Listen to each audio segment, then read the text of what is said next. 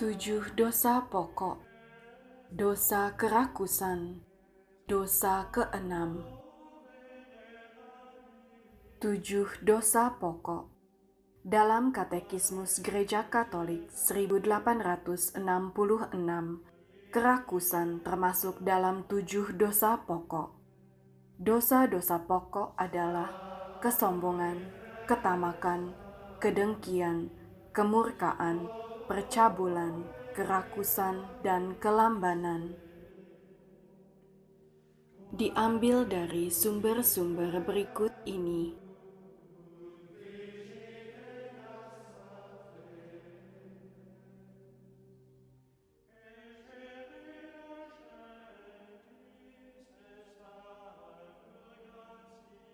Tentang dosa kerakusan. Kerakusan adalah kegemaran makan dan minum yang berlebihan, atau kecenderungan buruk yang mendorong manusia untuk mengonsumsi makanan atau minuman secara berlebihan. Budak dari sifat buruk yang begitu merendahkan martabat mereka sendiri dengan menjadikan perut mereka sebagai dewa.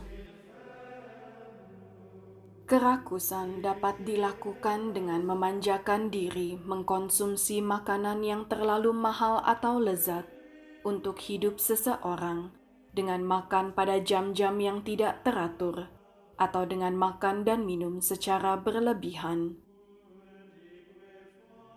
Kerakusan mengakibatkan lupa diri, ketidakmurnian, nafsu di luar kendali, hujatan, pertengkaran yang hebat, pukulan atau ancaman, beban jiwa, rasa muak pada hal-hal rohani, mengabaikan hukum gereja untuk puasa dan pantang. Ketika minum berlebihan membuat seseorang menjadi ketagihan dan tidak bisa menggunakan akal sehatnya, itu adalah dosa berat. Menangkal sifat rakus. Pengendalian diri merupakan kebajikan pokok atau kardinal keempat, dan itulah yang memantaskan dan menunjukkan bahwa keinginan manusia harus dapat dimanfaatkan untuk kesenangan yang masuk akal. Objek dari kebajikan ini adalah penggunaan indera dengan logis dan tepat. Aturan pengendalian diri bukanlah tentang hawa nafsu atau keinginan yang membutakan, namun sungguh-sungguh berasal dari dalam diri secara sadar, menuntut apa yang diperlukan agar hidup tetap terjaga. Yang dimaksud adalah hidup dengan baik dan bermanfaat. Pengendalian diri selaras dengan ketenangan hati, pantang, kemurnian, kesederhanaan, kerendahan hati, kesabaran, dan pengampunan. Sifat buruk yang harus dilawan adalah kerakusan, kemabukan, ketidakmurnian, ketidaksopanan, kesombongan, kemarahan, sikap sembrono, pemborosan, dan segala perbuatan di luar batas yang menyenangkan indera.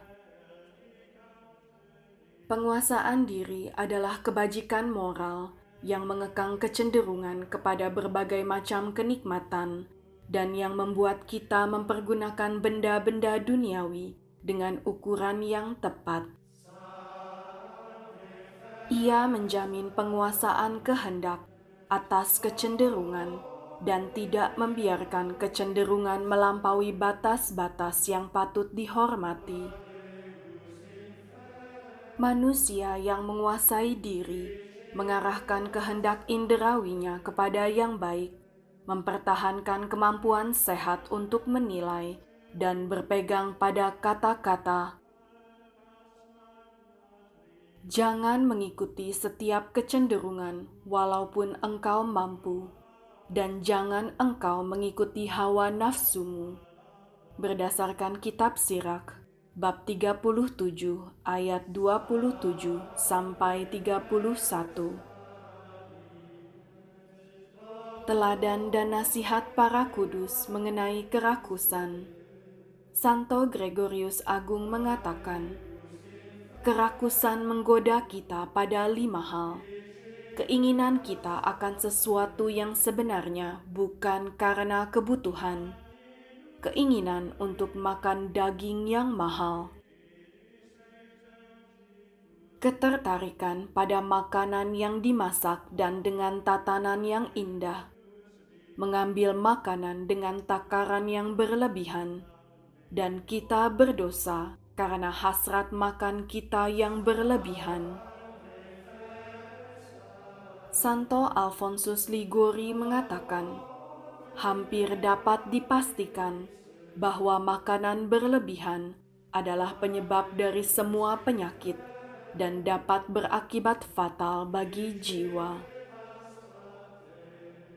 Santo Yohanes Klimakus mengatakan, ketahuilah bahwa iblis seringkali menetap di perut dan tidak membiarkan orang itu puas, meskipun dia sudah melahap seluruh Mesir dan meminum air sungai Nil. Namun, setelah seseorang makan, roh najis akan pergi dan mengirimkan roh percabulan untuk menyerang kita, memberitahukan keadaan kita dan berkata, tangkap, tangkap, kejar dia, karena jika perut sudah penuh, dia tidak akan mampu melawan.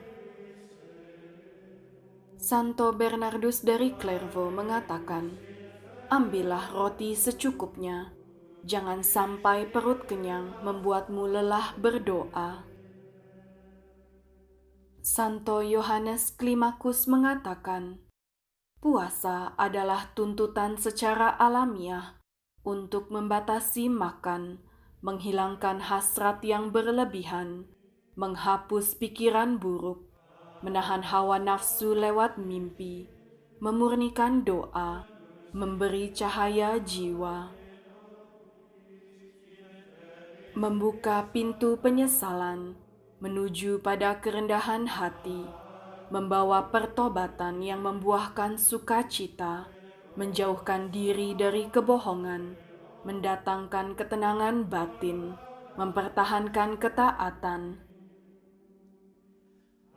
menerangi kehampaan, menjaga kesehatan tubuh, menjadi sarana mengosongkan diri, pengampunan dosa, gerbang surga dan segala kenikmatannya. Pesan Tuhan Yesus kepada Santa Brigita dari Swedia. Santapan barumu adalah pantang rakus dan makan enak, sejauh keadaan tubuhmu dapat menahannya.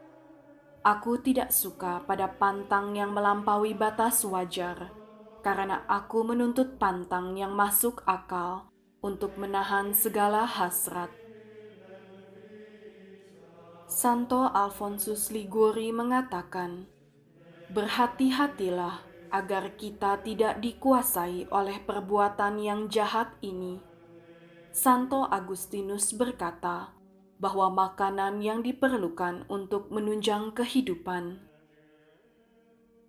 seperti halnya obat yang harus diminum hanya pada saat dibutuhkan. Ketidakmampuan untuk menguasai diri sangat berbahaya bagi tubuh dan juga jiwa. Santo Gregorius Agung mengatakan, selama kerakusan menguasai seseorang, semua kebaikan yang telah dilakukannya dengan keberanian akan hilang. Dan selama ia tidak dapat mengendalikan perutnya, semua kebajikannya akan menjadi sia-sia.